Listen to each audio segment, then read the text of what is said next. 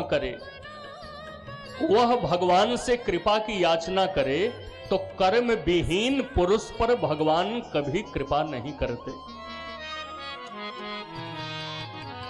कर्म करने वाला हो, कर्मकांडी हो, भगवान उसी पे कृपा करते। तो जो मां कैकेयी है वो क्रिया स्वरूपा है। कैकेयी के लिए भगवान श्री राम कृपालु बन के प्रकट हुए। दया किस पर करते हैं?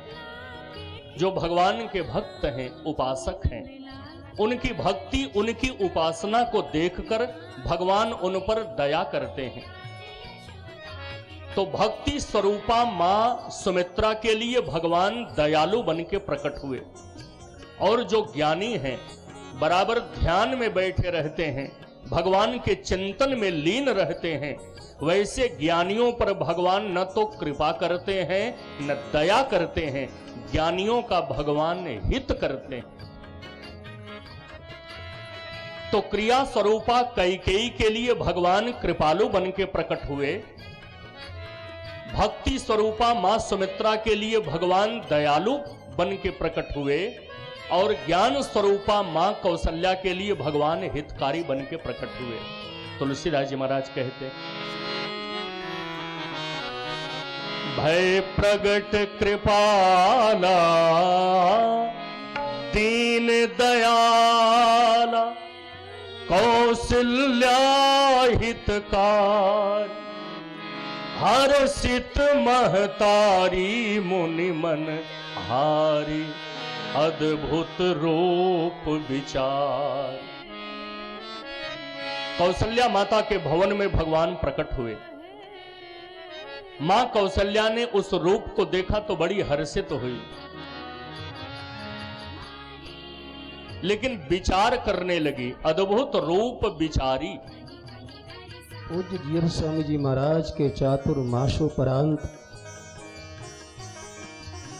इस लक्ष्मी नारायण यज्ञ के रूप में हम सब लोगों को प्राप्त हुआ है। कार्यक्रम तो सब जगह होते ही रहते हैं, होते आए हैं, होते रहेंगे, लेकिन कोई काल, कोई कार्यक्रम, कोई अवसर जो है, वास्तव में इतिहास के साथ साथ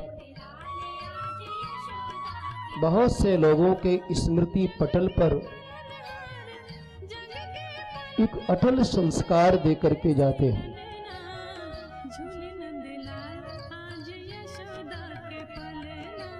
उसी प्रकार का ये आयोजन है। बड़भागी होंगे वो नर नारी जो किसी न किसी प्रकार से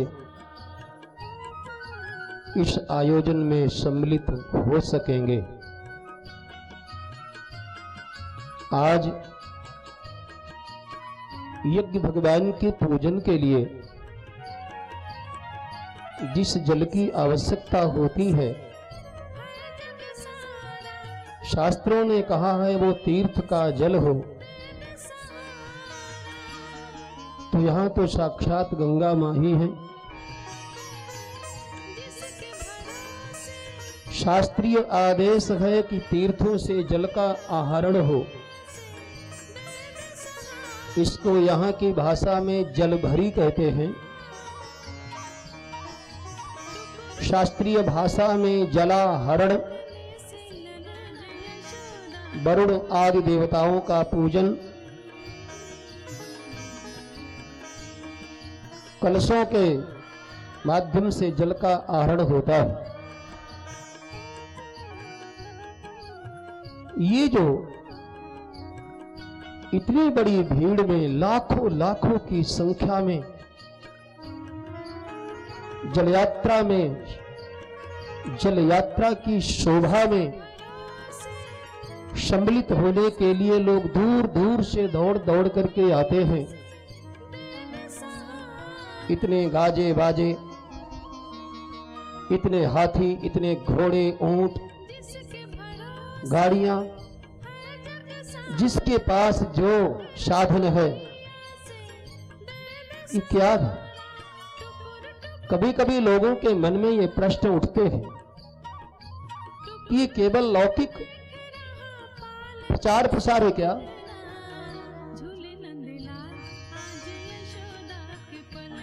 हर कार्य के पीछे लौकिकता भी होती है, पारलौकिकता भी होती है, शास्त्रीय आदेश होता है। इस पद्धति से जलाहरण करना, दो चार व्यक्ति जाकर के जल ला सकते हैं, उस जल से भी यज्ञ का पूजन हो सकता है, लेकिन इतनी बड़ी तैयारी क्यों?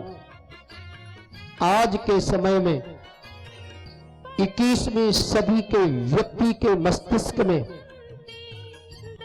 इस प्रकार के प्रश्न उठना स्वाभाविक है।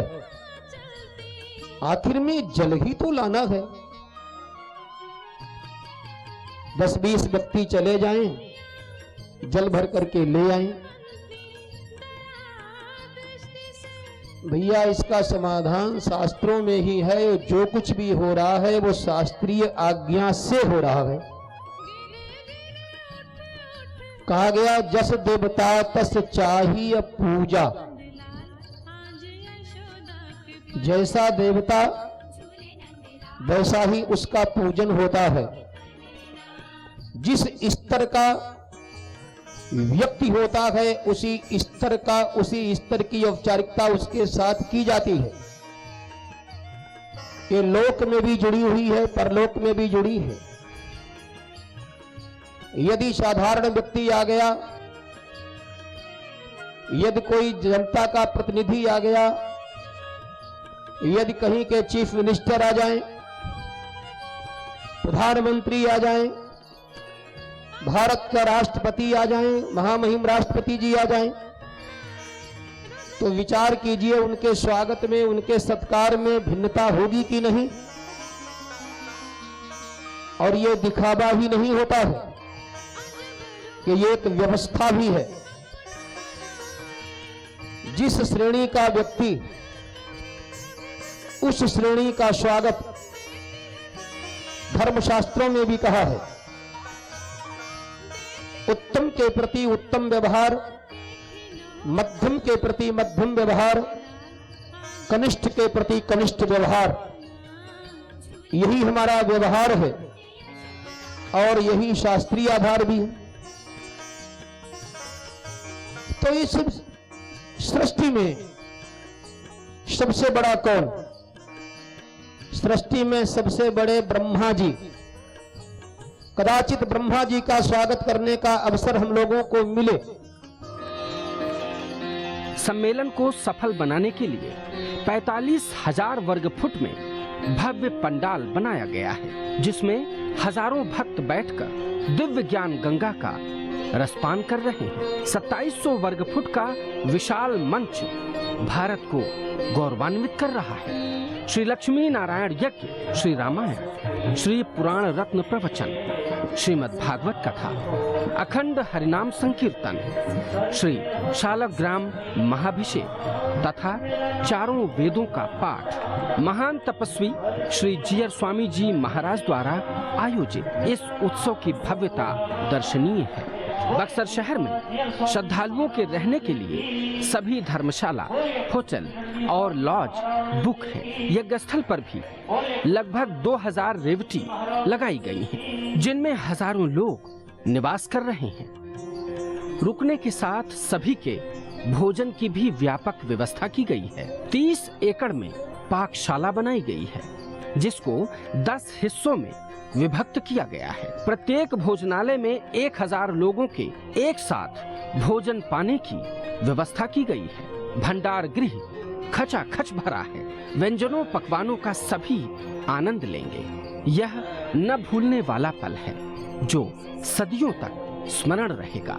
जहाँ तक नजर जाती है लोग ही लोग। श्रद्धालुओं का तांता लगा है। सभी इस स्वर्णिम अवसर का लाभ ले रहे हैं। श्री श्री जीयर स्वामी जी द्वारा प्रदत्त दिव्य ज्ञान का प्रसाद सभी प्राप्त कर रहे हैं। सभी सुखी हों, किसी को दुख का सामना न करना पड़े, सभी स्वस्थ और प्रसन्न रहें, किसी को कोई कष्ट न हो, सभी बुराइयों को त्याग श्रेष्ठतम जीवन व्यतीत करें।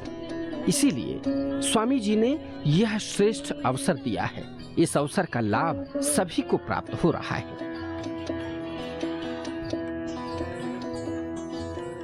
परम मंगलमय भगवत स्वरूप श्रीमद् भागवत महापुराण की दिव्य ज्ञान गंगा में गोता लगाने के लिए पधारे हुए समस्त भक्त जन, संत जन, भक्तिमती माताएं, कल हम लोगों ने श्रवण किया कि पितामह भीष्म के पावनोपदेश का श्रवण करके धर्मराज युधिष्ठिर जी महाराज का शोक समाप्त हो गया। पुनः प्रभु पांडवों से द्वारका जाने की अनुमति प्राप्त करके यथायोग्य सबसे मिलते हुए अपने दिव्य रथ में आरूढ़ होकर द्वारका को प्रस्थान कर गए। बहुत दिनों के बाद जब द्वारका में भगवान लौटे तो द्वारका के नर नारियों ने दिव्य भगवान का स्वागत किया। भगवान यथायोग्य सबसे मिलते हुए अपनी भामिनियों के भवनों में प्रविष्ट हो गए। सौनक जी ने प्रश्न किया, भगवान हमारा सबका प्रश्न तो ये था कि राजा परीक्षित को महामुनि सुखदेव जी ने कथा क्यों सुनाई।